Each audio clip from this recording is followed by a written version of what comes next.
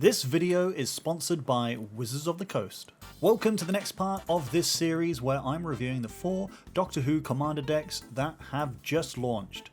The 4 new Commander decks come with 50 brand new Doctor Who inspired cards as well as 10 Doctor Who Plane Chase cards.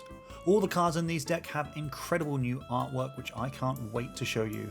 In this video, I'll be going through the Masters of Evil Commander deck, covering the best new cards, the best reprints, and cards that I would be looking to add to upgrade the deck.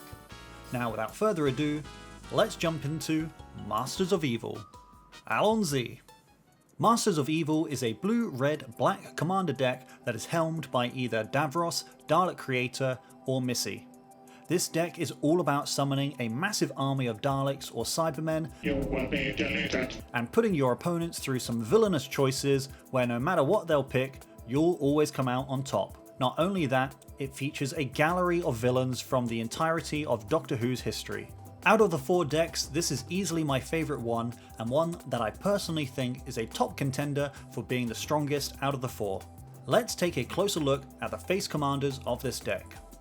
Starting with Davros, Dalek Creator, a 4 mana Grixis legendary alien scientist, a 3/4 that says Menace. At the beginning of your end step, create a 3/3 Dalek artifact creature token with Menace if an opponent lost 3 or more life this turn. Then, each opponent who lost 3 or more life this turn faces a villainous choice. You draw a card, or that player discards a card. Next we have Missy, a 6 mana Grixis legendary Time Lord rogue, a 4/5 that says, whenever another non-artifact creature dies, return it to the battlefield under your control, face down and tapped. It's a 2/2 Cyberman artifact creature, and at the beginning of your end step, each opponent faces a villainous choice. Each artifact creature you control deals 1 damage to that opponent, or you draw a card, and chaos ensues. I really like both of these face commanders. While Missy is not only one of the most flavorful cards in this deck, her ability requires absolutely no input from you to be good, as creatures dying is just a natural part of the game. Of course, if you do put a little bit of effort in, you'll be summoning an army of Cybermen in no time. Davros on the other hand does require some work to get going, but thanks to Daleks naturally being 3/3s and having Menace, triggering his ability is a piece of cake. So which one should be helming your deck? Well, I personally would go with Missy, but let's take a look at some of my favourite new cards that you might look to build around. Ashad, the Lone Cyberman, is a 4 mana Grixis legendary artifact Cyberman, a 3/3 that says, the first non-legendary artifact spell you cast each turn has Casualty 2. As you cast the spell, you sacrifice a creature with power 2 or greater, which coincidentally, the Cybermen tokens have 2 power. When you do that, you get a copy of the spell. His second ability says whenever you sacrifice another creature, put a +1/+1 counter on Ashad. There are many artifacts you'll want to copy in this deck, and simply sacrificing a 2/2 to get a copy is more than a fair price. The ones I would be looking to copy is the Cybermen Squadron, a 7 mana 5/5 artifact creature that says, non-legendary artifacts you control have Myriad, and yes, Myriad does stack. So with 2 copies of this on the battlefield, you'll get 6 additional copies of any non-legendary artifact creature you attack with. And this next card goes great with both Ashad and the Cybermen Squadron. Let's check out Dalek Drone, a 5 mana black 3/3 Dalek with flying and menace that says, exterminate! When Dalek Drone enters the battlefield, destroy target creature and opponent controls, that player loses 3 life. While on the surface this isn't a very flashy card, at the bare minimum this card is a 2-for-1 with relevant creature typing that only gets better when combined with the previously mentioned cards. Now, while we don't get any Doctors in this deck, we do get 4 other versions of the Master, each standing completely apart from the last and remaining ever so flavorful. My 2 favourite iterations are the Master Multiplied, a 6 mana Rakdos legendary Time Lord rogue, a 4/3 that has Myriad, and the legend rule doesn't apply to creature tokens you control, and triggered abilities you control can't cause you to sacrifice or exile creature tokens you control. Just to make sure we're on the same page, Myriad is a special ability that says whenever you attack a player with a creature with Myriad, for each opponent, you create a copy of that creature tapped and attacking that player or planeswalker they control. Exile those tokens at the end of combat. So with the Master multiplied in play, you can attack a player and get 3 more copies of the Master, and assuming they will live till the next turn, the next time you attack, each Master will create more copies of themselves, and you can see how this can get out of hand really easily. And this effect doesn't just apply to the Master. If you manage to play the new card, Dalek Squadron, the turn before the Master multiplied, you'll get to keep all of the Dalek Squadron tokens when they attack too.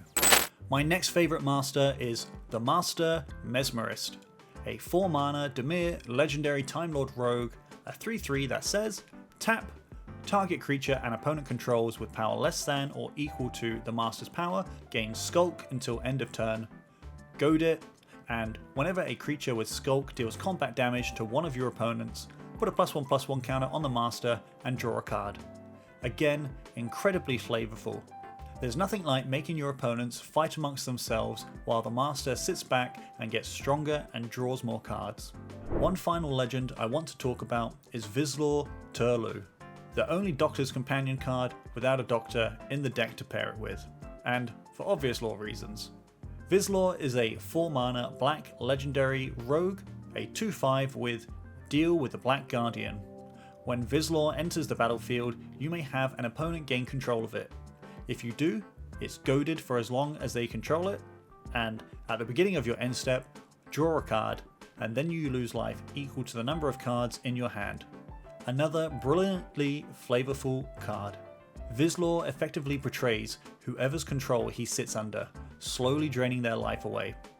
The one thing I think that was missing from this card is an effect to stop your opponent from sacrificing him, like the one on John Irenicus, Shattered One. Either way, a well-designed card. Before we go any further, I just want to remind you that if you pick up one of these 4 decks and you want to bling them out, the Doctor Who collector boosters are the way to do it.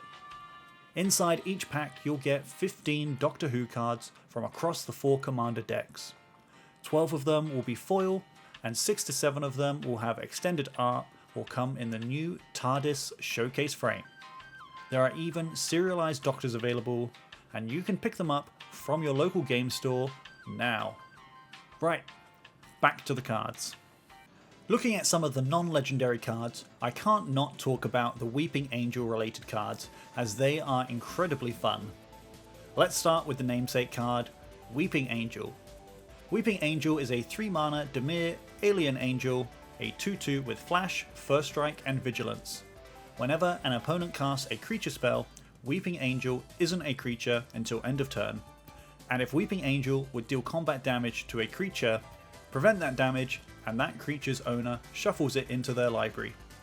So basically, when your opponent casts a creature spell, the angels all turn into statues, and when they do manage to deal combat damage to one of their creatures, they effectively blink them out of existence.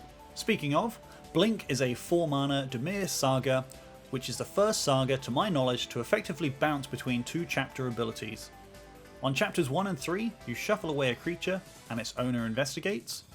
On chapters 2 and 4, you create a Weeping Angel token, sans the combat damage ability.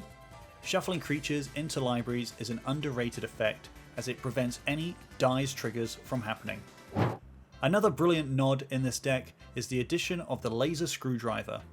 The 3 other commander decks all come with the Doctor's Sonic Screwdrivers, but here we of course have the Master's Laser Screwdriver. I love how these 2 cards mirror each other.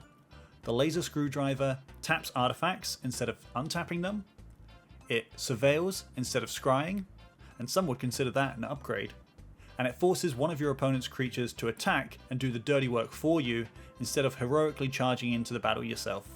In terms of the best reprints in this deck, Snuff Out and Wound Reflection are the clear winners here, as they've only been printed a couple of times before this deck. The deck also comes with 2 Horizon lands, which have only been printed once before, and of course we have to give another honourable mention to the 2 Talismans, Talisman of Dominance and Talisman of Indulgence, for their brilliant artwork. If you're looking for ways to upgrade this deck, there are a couple of different routes you can go down depending on who your commander is. If Missy is your commander, the first card I would be looking to add is Marchesa the Black Rose. Marchesa's ability grants your creatures Dethrone and allows you to put +1/+1 counters on any Cyberman that Missy creates for you. If those Cybermen cards happen to be face down creatures when they die, they come back into play face up under your control. So even if your army of Cybermen gets wiped out, if they had +1/+1 counters on them, you instantly get to rebuild your army. Missy also works really well with morph creatures. If one of your morph creatures gets turned into a Cyberman by Missy's ability or any other ability, you can turn it face up by paying its morph cost. There's also a simple infinite combo involving Missy, Ruthless Ripper, and a card like Ashnod's Altar. For Davros, we want to ensure that each of our opponents are losing 3 life during each of our turns, so we can maximise that Villainous choice ability. So it might be worth switching gears slightly and leaning more into a spell heavier deck and include cards like Gutter Snipe, Kessig Flame Breather, and Electrostatic Field. And for instants and sorceries, utilise cards like Rankle's Prank, Flame Rift, and Blood Tithe. You could also look into the discard route and run enchantments like Liliana's Caress, Megrim, and Blood Chief's Ascension and drain your opponent out of both resources and life. So, which of the new cards are your favourite from this deck?